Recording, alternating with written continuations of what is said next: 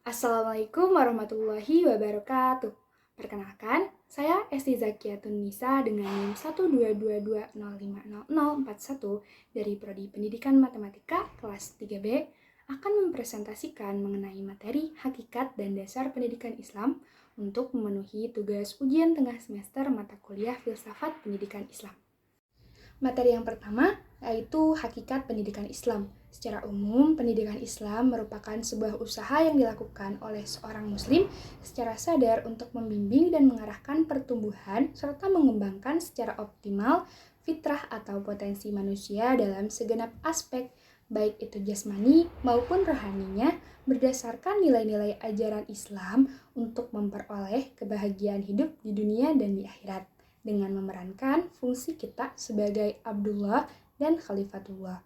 Adapun hakikat pendidikan Islam dapat dijabarkan sebagai berikut. Yang pertama yaitu pendidikan bersifat humanis teosentris, yaitu segala bentuk pendidikan yang diberikan atau diajarkan kepada manusia adalah hal yang bersifat fitrah atau termasuk kodrat manusia sebagai makhluk Allah Subhanahu wa taala, yang tentunya tetap berlandaskan dengan syariat agama.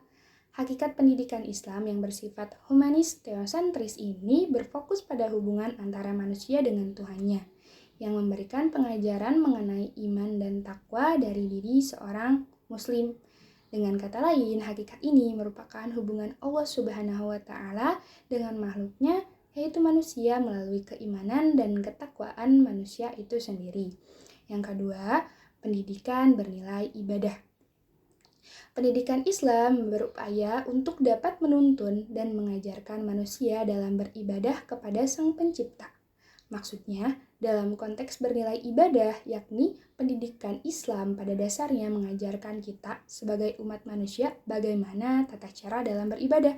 Contohnya seperti tata cara sholat, lalu ada tata cara puasa, zakat, dan masih banyak lagi. Dilihat dari hakikat pendidikan Islam yang bernilai ibadah ini, Allah Subhanahu wa taala berperan sebagai pendidik yang kekal dan hakiki. Jika pendidikan Islam tidak dijalankan dengan baik, maka manusia tidak mampu berjalan sesuai arah yang benar. Mereka akan kehilangan arah dari hidup dan hidupnya akan penuh kesesatan. Dan dari poin ini juga bisa kita ambil bahwa pendidikan bernilai ibadah itu bahwa dalam kita mencari ilmu itu juga bisa dinilai sebagai ibadah asalkan kita meniatkan itu sebagai ibadah. Kemudian yang ketiga ada pendidikan menanamkan tanggung jawab. Pendidikan Islam mengajarkan manusia untuk menanamkan rasa tanggung jawab pada dirinya sendiri dalam melaksanakan tugas-tugas serta kewajiban yang harus dipenuhi dan pentingnya memahami mana yang harus dia lakukan maupun yang tidak boleh dilakukannya. Kemudian hakikat yang keempat yaitu pendidikan seumur hidup. Islam mengajarkan menuntut ilmu itu berlangsung seumur hidup, tidak ada batasan waktu dalam mencarinya. Baik itu muslim yang tua, muda, pria ataupun wanita, kaya ataupun miskin, wajib bagi mereka untuk menuntut ilmu, karena menuntut ilmu itu hukumnya wajib bagi setiap muslim. Hadis riwayat Tabrani. Bahkan wahyu yang pertama kali turun kepada Rasulullah SAW merupakan uswah pertama dalam menuntut ilmu. Wahyu pertama yang beliau terima adalah perintah untuk menjadi orang berilmu melalui membaca, yaitu Iqra. Hal ini benar-benar menunjukkan bahwa Islam mengajak dan memerintahkan kita untuk menjadi orang yang berilmu. Yang salah satu jalannya itu adalah dengan terus belajar. Sabda Rasulullah SAW, barang siapa melalui suatu jalan untuk mencari suatu pengetahuan agama, Allah akan memudahkan baginya jalan menuju surga. Dan beliau SAW juga pernah bersabda, sungguhnya ilmu itu hanya diperoleh dengan belajar. Pendidikan itu tidak terbatas ruang dan waktu. Kemudian hakikat yang kelima itu pendidikan kemaslahatan umat. Dalam Al-Quran, Allah Subhanahu wa Ta'ala menjelaskan bahwa manusia itu diciptakan untuk hidup bersosialisasi dengan sesama makhluknya, sesama makhluk Allah. Pendidikan Islam tidak hanya mengajarkan kita untuk beribadah kepada Allah Subhanahu wa Ta'ala, tapi mengajarkan kita juga untuk berperilaku dengan baik, dengan akhlak yang terpuji dalam kehidupan bermasyarakat, serta menjaga kerukunan di lingkungan dia tinggal. Ilmu pendidikan Islam ini juga selayaknya menjadi pedoman bagi manusia dalam mewujudkan hidup mereka yang jauh lebih baik bagi dunia maupun di akhirat kelak. Materi yang kedua adalah dasar pendidikan Islam. Dalam pendidikan Islam tentunya terdapat dasar acuan yang dijadikan sebagai nilai kebenaran dalam bertindak dan kekuatan yang mengarahkan kita kepada sesuatu yang benar. Ismail Ali berkata dalam buku Hasan Langgulung bahwa dasar ideal pendidikan Islam meliputi 6 macam, di antaranya yaitu yang pertama adalah Al-Quran. Al-Quran merupakan landasan atau dasar dari pendidikan Islam karena di dalamnya mengandung ayat-ayat Allah Subhanahu wa Ta'ala yang bersifat mutlak. Selain itu, di dalam Al-Quran juga terdapat banyak kisah-kisah yang dapat dijadikan pembelajaran serta hukum amali yang berkaitan dengan ibadah, tingkah laku, dan sebagainya yang timbul dalam diri manusia. Yang dasar yang kedua adalah As-Sunnah. As-Sunnah merupakan ketetapan atau keterangan dari Nabi Muhammad SAW, baik berupa perkataan, perbuatan, maupun takrir. Para fuqaha mendefinisikan As-Sunnah sebagai perintah yang berasal dari Nabi Muhammad SAW, namun tidak bersifat wajib untuk dilakukan. As-Sunnah dijadikan sebagai dasar pendidikan Islam karena Nabi Muhammad SAW merupakan seorang pendidik yang membimbing manusia menuju kemerdekaan pada zaman itu. Kemudian dasar yang ketiga adalah kata-kata sahabat. Sahabat merupakan orang yang pernah bertemu dengan Nabi Muhammad SAW. Upaya sahabat dalam pendidikan Islam diimbangi dengan kepandaian pemikiran pendidikan mereka pada masa itu. Kemudian dasar yang keempat adalah kemaslahatan sosial. Dalam Islam terdapat istilah yang disebut dengan kulliyat khamsah atau maqasid syariah. Konsep ini dikemukakan oleh seorang ulama bernama Asy-Syatibi.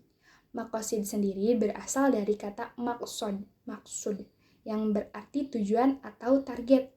Menurut Imam Asy-Syatibi, ada 5 bentuk maqasid syariah. 5 bentuk ini disebut juga sebagai 5 prinsip umum atau kulliyat al-khamsah.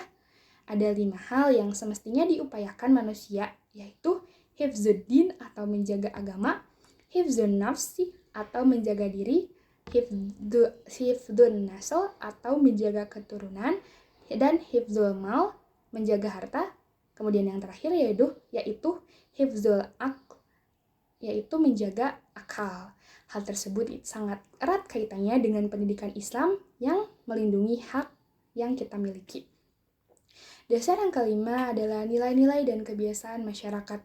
Kebiasaan masyarakat, jika dalam hal perundang-undangan bisa saja dijadikan sebuah dalil, maka dalam pendidikan hal ini harus kita perhatikan dengan baik dan cermat, mana yang bisa kita ambil sebagai contoh dan yang perlu kita singkirkan.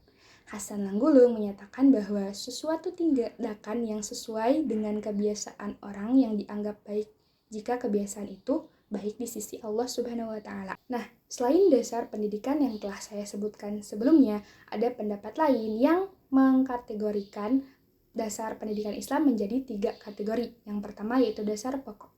Nabi Muhammad SAW sebagai pendidik pertama pada masa awal pertumbuhan Islam telah menjadikan Al-Quran sebagai dasar pendidikan Islam di samping sunnah beliau sendiri.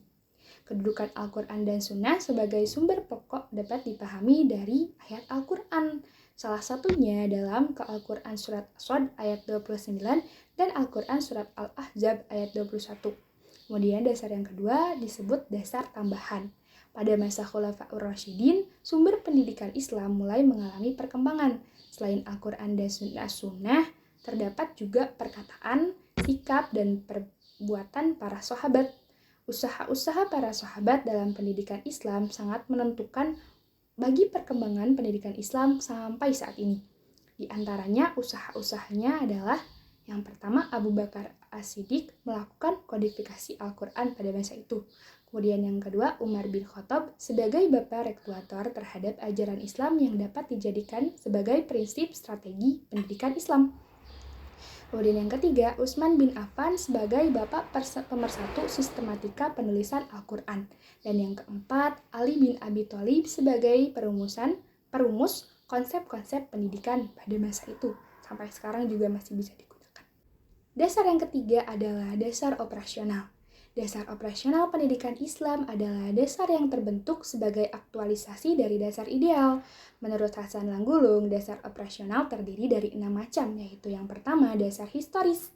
Dasar historis adalah dasar yang memberikan andil kepada pendidikan dari hasil pengalaman masa lalu berupa peraturan dan budaya masyarakat. Sistem pendidikan itu tidaklah muncul begitu saja, tetapi merupakan mata rantai yang berkelanjutan dari cita-cita dan praktek pendidikan di masa lalu yang tersurat maupun tersirat.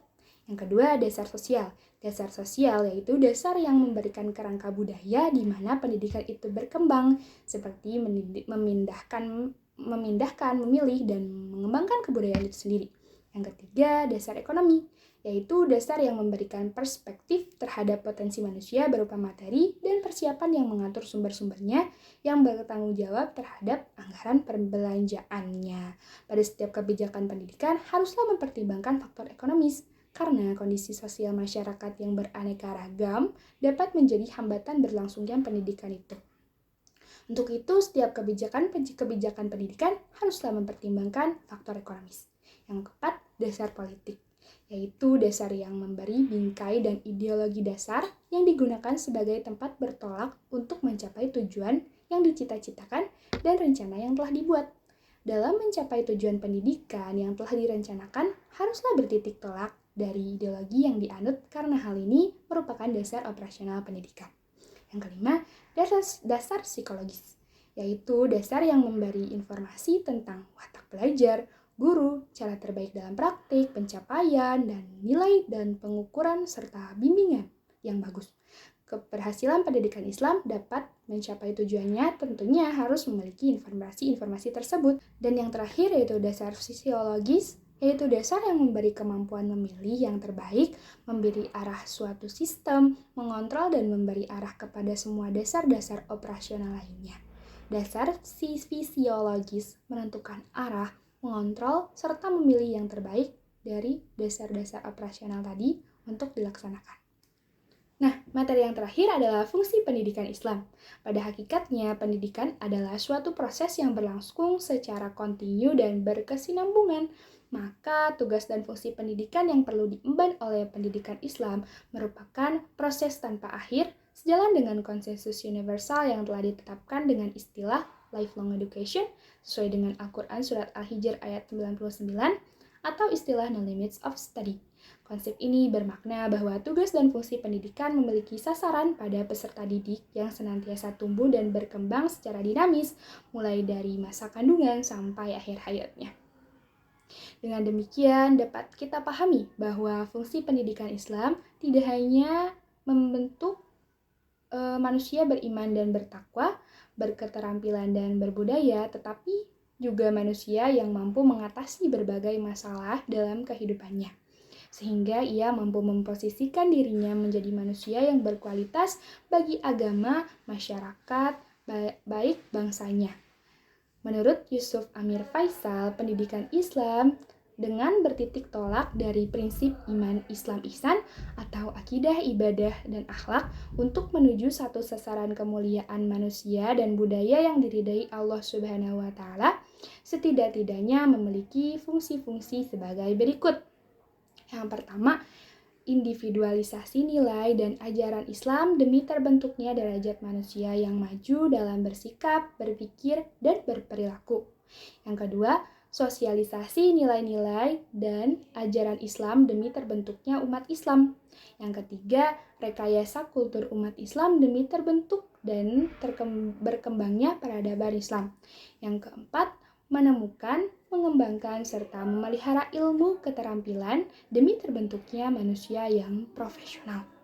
Yang kelima, pengembangan intelektual muslim yang mampu mencari, mengembangkan, serta memelihara ilmu dan teknologi. Yang keenam, pengembangan pendidikan yang berkelanjutan dalam bidang ekonomi, fisika, kimia, seni musik, seni budaya, politik, olahraga, kesehatan, dan lain-lain. Pengembangan kualitas muslim dan warga negara sebagai anggota dan pembina masyarakat yang berkualitas kompetitif. Nah, selain itu juga bila dilihat secara operasional, fungsi pendidikan dapat dilihat dari dua bentuk, yaitu yang pertama, alat untuk memelihara, memperluas, dan menghubungkan tingkat kebudayaan, nilai-nilai tradisi dan sosial, serta ide-ide masyarakat dan nasional. Kemudian yang kedua, alat untuk mengadakan perubahan, inovasi, dan perkembangan. Pada garis besarnya, upaya ini dilakukan melalui potensi ilmu, pengetahuan, dan skill yang dimiliki, serta melatih tenaga manusia atau peserta didik yang produktif dalam menemukan perimbangan perubahan sosial ekonomi yang demikian dinamis. Cukup sekian materi dari saya. Mohon maaf apabila terdapat banyak kesalahan. Terima kasih atas perhatiannya. Hasbunallah wa ni'mal wakil. Wassalamualaikum warahmatullahi wabarakatuh.